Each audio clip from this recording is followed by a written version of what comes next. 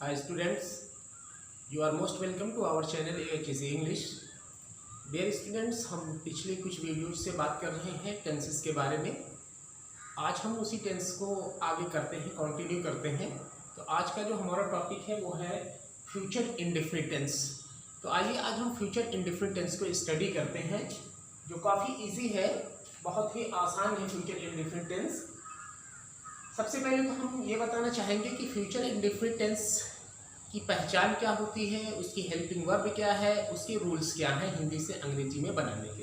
ठीक है, तो हम देखते ये हैं कि अगर कोई भी हिंदी का वाक्य हमारे पास है और उसके लास्ट में, यानी लास्ट में जो हिंदी का वाक्य होता है वो आखिरी शब्द जो उसमें होता है लास्ट में, वही हमारी क्रिया होती है। अगर उस क्रिया के साथ गा, गी, गे मिला हुआ है, जुड़ा है, तो समझ जाते हैं कि ये फ्यूचर इंडेफिनिट टेंस है। क्लियर हुआ पॉइंट?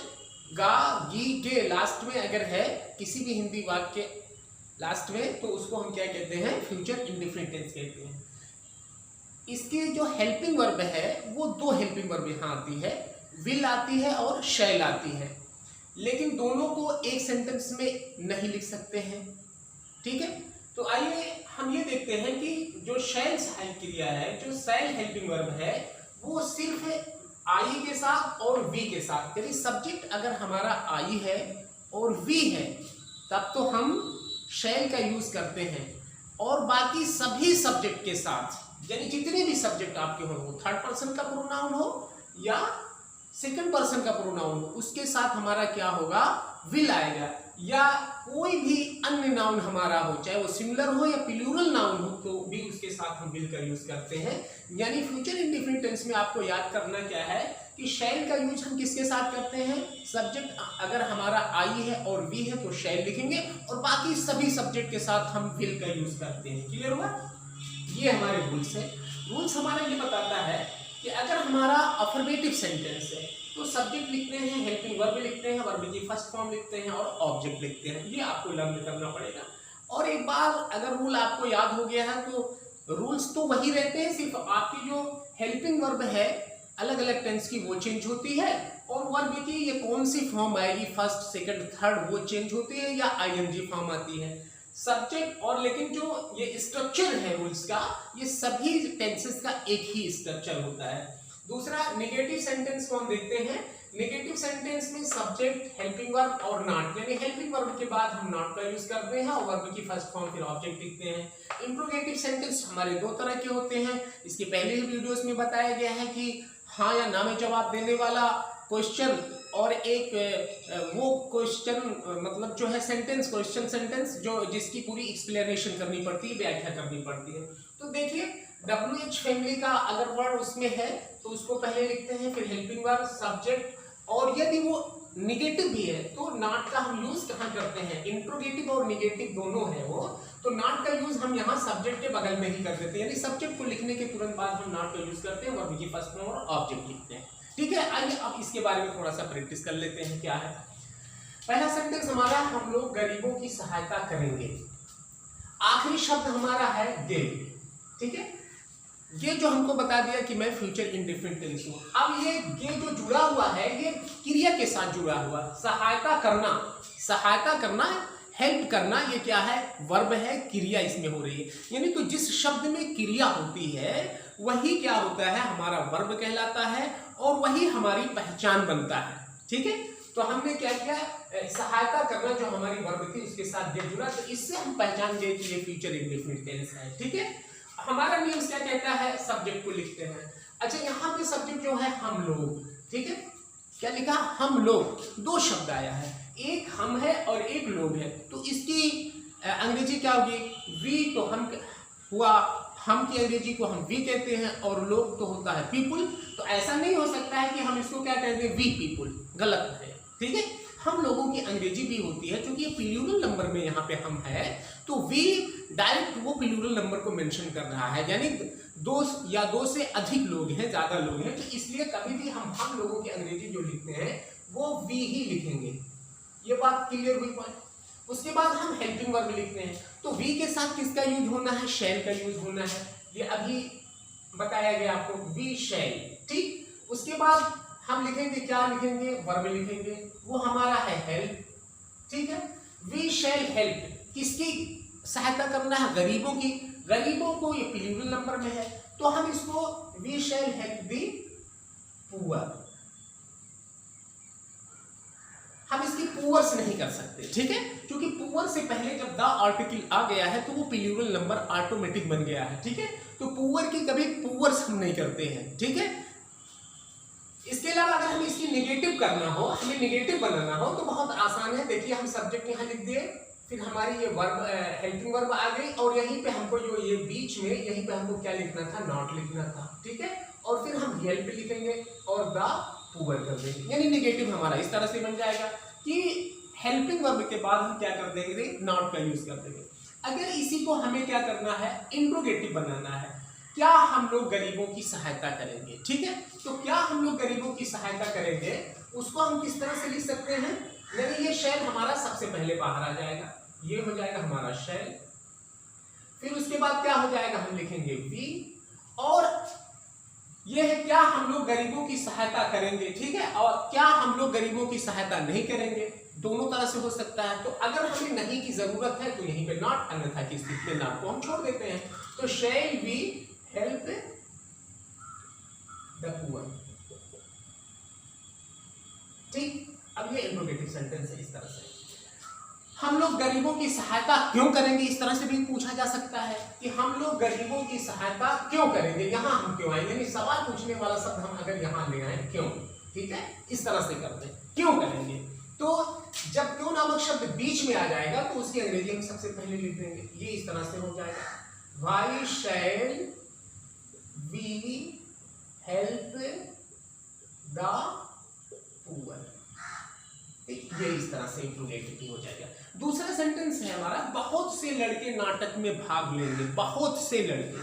अब यहाँ देखिए एक बार फिर आपका जो सब्जेक्ट है वो क्या है, लड़के है या बहुत है या से क्या आप कह सकते हो, आपका जो वहां पे सब्जेक्ट है एक बार फिर एक वर्ड का नहीं है, ठीक है, दो शब्दों का बना हुआ है। तो बहुत से लड़कों के बारे में कहा गया है, ये हमारा इतना क्या है, पूरा सब्जेक्ट है। तो इसकी हम अंग्रेजी लिखेंगे मेनी, अगर मान लीजिए बात मुराद क्या है, लड़कों से मुराद कॉलेज से है, स्कूल से है, तो वहाँ स्टूडेंट भी कर सकते हो, या अगर हम जनरल वे में जाते हैं, जनरल सेंस में इसका यूज करते हैं तो हम मेनी बॉयज कर सकते हैं। तो हम क्या लिखेंगे, मेनी बॉयज, मेनी बॉयज, ठीक। अब की बार हमारा क्या सब्जेक्ट है, मेनी बॉयज है, ठीक है। तो यहाँ पे शैल का यूज नहीं होगा क्योंकि शैल का यूज आई और वी के साथ सिर्फ, तो होगा विल, मेनी बॉयज विल भाग लेंगे। देखिए भाग लेना, किसी प्रोग्राम में हिस्सा लेना, ठीक है, तो उसको हम क्या करते हैं, पार्टिसिपेट,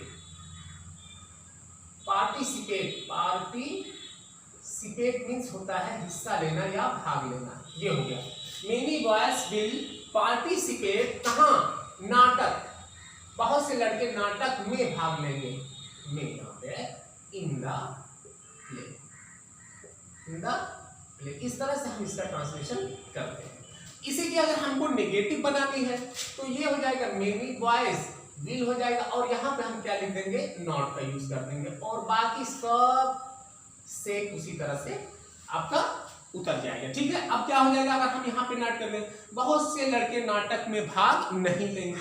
अब इसी को क्या बहुत से लड़के नाटक में भाग लेंगे, तो हम क्या कर देंगे, इस विल को जो हेल्पिंग वर्ब थी ये सबसे पहले आ जाएगा, कहाँ आ जाएगा, हम इसको यहाँ लिख देंगे, will many boys, will many boys. अब फिर क्या हो जाएगा, पार्टिसिपेट, ठीक है, पार्टिसिपेट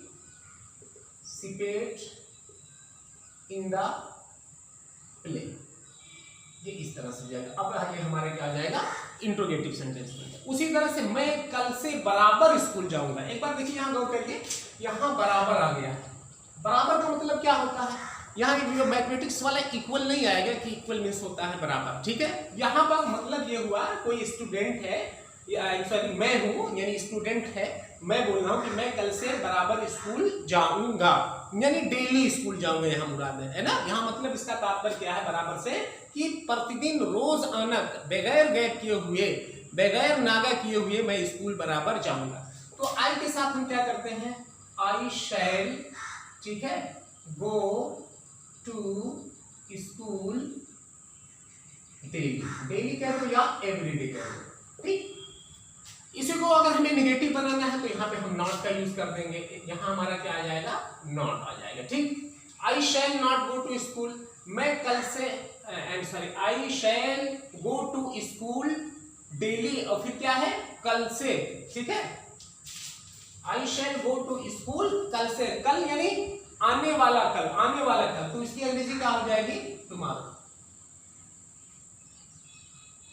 ये हो जाएगा हमारा। आई shall go to school daily, कहां से, कल से, तो यहां से क्या हो जाएगा, यहाँ बीच में हमारा फ्रॉम भी आएगा, क्या आएगा, यहां हम लिखेंगे फ्रॉम टुमारो, क्लियर हुआ पॉइंट। हम ये नेगेटिव हो गया, उसी तरह से हम इंट्रोगेटिव भी बना लेंगे। ये देखिए, ये अलग थोड़ा सा सेंटेंस जो ये हमारा है, ये ऊपर के जो सेंटेंस है उससे थोड़ा सा डिफरेंट है, हम ये कार्य अवश्य करेंगे। देखिए यहाँ पे कहने का जो तरीका है, ये नहीं कहेंगे हम यह कार्य करेंगे, कह दिया गया है हम यह कार्य अवश्य करेंगे। इस तरह की जो सेंटेंसेस है उसके बारे में हम जब मॉडल ऑक्सिलरी को मतलब जो है लेक्चर प्रोवाइड कर रहे थे आपको, उसमें इसका हमने तस्करा किया था, जिक्र किया था कि इस तरह के अगर सेंटेंसेस है तो उसका हम ट्रांसलेशन कैसे करते हैं, क्या यूज होगा। तो यहाँ पे हम लिखते हैं, सबसे पहले हम जो हमारा सब्जेक्ट है उसको हमने लिख दिया वी, ठीक है। अब वी के साथ हम शैल का यूज यहाँ नहीं करेंगे, क्योंकि वी के साथ अगर हम शैल का यूज करते हैं तो वो एक जनरल सेंटेंस बन रहा है, लेकिन यहाँ पे देख रहे हैं कि फोर्स किया गया है, एम्फेसाइज किया गया है इसको कार्य करने को अवश्य हर हाल में। तो ऐसे कंडीशंस में हम वी के साथ किसका यूज करेंगे, विल का यूज करेंगे, क्लियर हुआ, यानी वी विल यहाँ पे ला रहे हैं। जबकि यहाँ पे देखिए आपका क्या था, आई और वी के साथ हम शैल का यूज करते हैं, लेकिन जब इस तरह की कोई बात होती है अवश्य या हर हाल में, तो हम क्या करते हैं, वो रिवर्स कर देते हैं, यानी जिसके साथ विल आता था उसके साथ शैल, और जिसके साथ शैल आता था उसके साथ हम विल का यूज कर देते हैं। तो वो अवश्य या हर हाल में जो पावर और स्पीड की बात होती है वो बढ़ जाती है, ठीक है। ये सिर्फ यही इतना हमको करना रहता है, यानी उसको रिवर्स करना रहता है, चेंज करना रहता है। वी विल करेंगे, अवश्य करेंगे, हम यह कर we will do this work, बस ये हमारा कंप्लीट हो गया, ये हो गया, हम यह कार्य अवश्य करेंगे, क्लियर हुआ पॉइंट।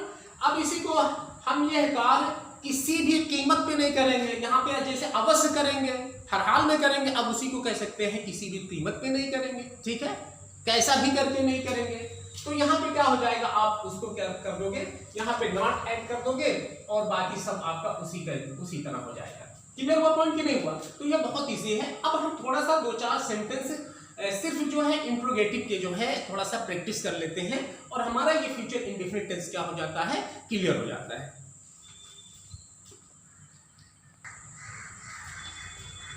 आइए इंट्रोगेटिव सेंटेंस का थोड़ा सा हम 2-4 सेंटेंस इंट्रोगेटिव सेंटेंस के जो है ट्रांसलेट करते हैं।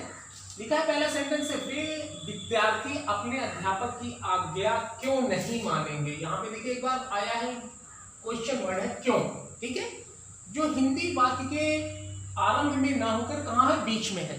तो जब बीच में है तो उसकी अंग्रेजी यानी WH फैमिली का वर्ड अगर है तो उसको सबसे पहले हम लिखते हैं। तो क्यों को अंग्रेजी में क्या कहते हैं, हम वाई कहते हैं, ये हमने लिख दिया वाई। इसके बाद किसकी जरूरत है, हमें हेल्पिंग वर्ब की जरूरत है। सब्जेक्ट हमारा क्या है, वे विद्यार्थी हैं, क्योंकि यही डिसाइड करेगा हम शैल लाएं या विल लाएं, इसलिए सबसे पहले हम हेल्पिंग वर्ब को लिखने से पहले हमें सब्जेक्ट को मेंशन करना है कि वो क्या है, वे विद्यार्थी, प्लूरल नंबर का है। एक बार फिर देखने में दो वर्ड हैं, वे को आप दे कह सकते हो, आप विद्यार्थी को स्टूडेंट्स कहोगे, ठीक है। लेकिन अगर हम देखते हैं वे अगर कहते हैं तो वे क्या है, सब्जेक्टिव केस का प्रोनाउन है, और विद्यार्थी क्या है, प्लूरल नंबर का नाउन है। तो दोनों एक ही कैटेगरी के हैं, एक ही पैरेलल हैं, तो दोनों एक साथ नहीं आ सकते हैं, क्लियर हुआ कि नहीं। अगर हम दे लिखते हैं तो फिर हम विद्यार्थी नहीं लिख सकते हैं, क्योंकि दे हमारा कंप्लीट सब्जेक्ट है, ठीक है। तो वे विद्यार्थी से मुराद यहाँ पे है, ये इंडिकेटर हो गया है, ये इंडिकेट कर रहा है, संकेत कर रहा है कहाँ, उन विद्यार्थियों की तरफ जो कहीं थोड़ी सी दूरी पर है। समझ में आया कि नहीं है। तो ये हो जाएगा वाई सॉरी। अब इसके बाद तो हम क्या लिखेंगे, हेल्पिंग वर्ब लिखेंगे, हमने लिख दिया विल, वाई विल, ठीक। अब उसके बाद वे विद्यार्थी जो सब्जेक्ट है उसको हम लिखेंगे, उसकी अंग्रेजी होगी दोज स्टूडेंट्स। क्या लिखेंगे? दोज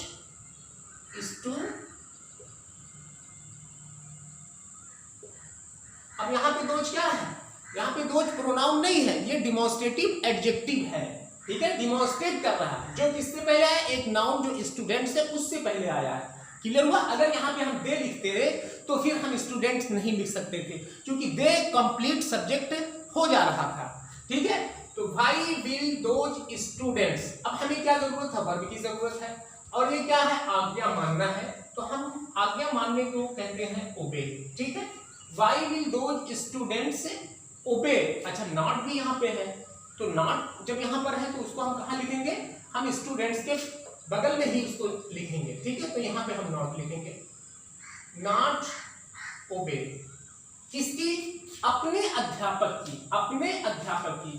तो देखिए अपने नामक शब्द की अंग्रेजी क्या होगी? क्योंकि सब्जेक्ट यहाँ पे हमारा जो है प्लूरल नंबर का है, तो प्लूरल नंबर का है तो अपने की अंग्रेजी क्या होगी? देयर होगी। हम लिखेंगे यहाँ पे देयर टीचर, ये होगा, ठीक। दूसरा, तुम किसकी सहायता करोगे? किसकी, यही तो हमसे सवाल पूछा एक बार, फिर कहाँ है? मिडिल में है, बीच में है, आरंभ में नहीं है। तो किसकी अंग्रेजी होती है? हूँ, ठीक है। क्या लिखेंगे हम? हूँ। उसके बाद हेल्पिंग वर्ब, हूँ, विल, यू, ये हमारा सब्जेक्ट। उसके बाद सहायता करने की अंग्रेजी होती है हेल्प, बहुत इजी, ये हो गया। हरी का नौकर कल तुम्हारे कपड़े कहाँ धुलेगा? एक बार फिर बीच में है, कहाँ?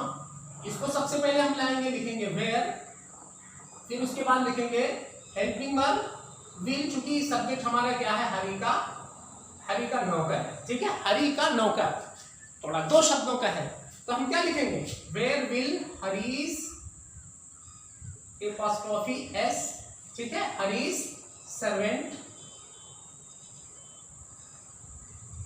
Where will Hari's servant. अब हमारा क्या मिलेगा? हमको क्या चाहिए? सब्जेक्ट के बाद हमको वर्ब की नीड होती है, धोएगा या धुलेगा, तो धुलने के लिए क्या होती है? वॉश, ठीक है। कल तुम्हारे कपड़े कहाँ धोएगा? तुम्हारे कपड़े, योर क्लोथ्स। ये देखिए क्लोथ्स हुआ, क्लॉथ नहीं हुआ। ये क्लोथ्स जो होता है जब टी एच के बाद ई जुड़ जाता है तो वो कौन सा कपड़ा माना जाता है? जो सिला हुआ कपड़े की हम बात कर रहे हैं। और अगर ई ना यहाँ पे जुड़ा हो, टी एच पे अगर उसकी एंडिंग है तो समझ जाओ वो कपड़े जो अभी सिले नहीं है, जो थान में आते हैं पूरे लंबे लंबे, जिसको मीटर से नाप के जो दुकानों से आप खरीद कर लाते हो, ठीक है, तो वो क्लॉथ हो जाता है, ठीक। अच्छा, कल भी है हमारा यहाँ पे, तो कल चूंकि फ्यूचर की जब बात हो रही है तो कल की अंग्रेजी होगी टुमारो, हम लिख देंगे टुमारो, ये हो गया हमारा। उसके बाद है क्या वह अपने भाई के साथ दिल्ली नहीं जाएगा? अब की बात जो सवाल पूछ रहा है वो हमारा कौन सा शब्द है? ये शब्द हमारा क्या कर रहा है? क्वेश्चन कर रहा है। तो इसलिए जब क्या नामक शब्द हिंदी वाक्य आरंभ में है तो उसकी अंग्रेजी माफ, बल्कि क्या करते हैं? इसकी सहायक क्रिया से हम क्या करते हैं? उसका ट्रांसलेशन आरंभ करते हैं। तो वो हमारा सब्जेक्ट है, तो वो जब सब्जेक्ट है तो वो के साथ तो क्या होगा? आएगा विल, ठीक है। तो हमने लिख दिया विल, उसके बाद क्या लिखेंगे? ही। यहाँ पे नहीं नामक शब्द है तो यहीं पे नॉट भी आ जाएगा। फिर उसके बाद हमको लाना है वर्ब, वर्ब हमारा क्या है? आखिरी शब्द बन जाएंगे, गो। विल ही नॉट गो, कहाँ जाएगा? दिल्ली की बात आ रही है, टू दिल्ली। किसके साथ? साथ की बात आ रही है अपने भाई के साथ, विथ हिज ब्रदर, ये हो गया। तो स्टूडेंट्स आज का ये फ्यूचर इंडेफिनिट टेंस था हमारा, जिसकी हमने अफर्मेटिव सेंटेंस को भी ट्रांसलेट किया, उसकी नेगेटिव भी बनाई और उसके इंट्रोगेटिव भी बनाए, ठीक है।